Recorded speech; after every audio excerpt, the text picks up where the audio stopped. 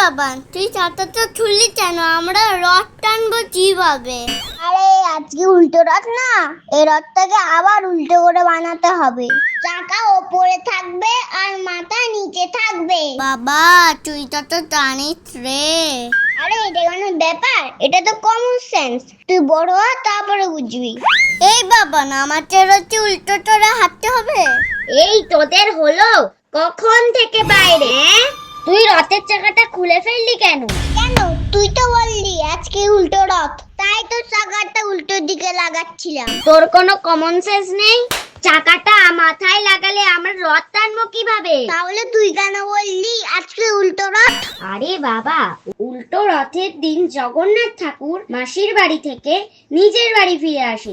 তাহলে বললেই হয় ঠাকুরের বাড়ি যাওয়ার রথ। শুধু উল্টো রথ করে যাচ্ছিস।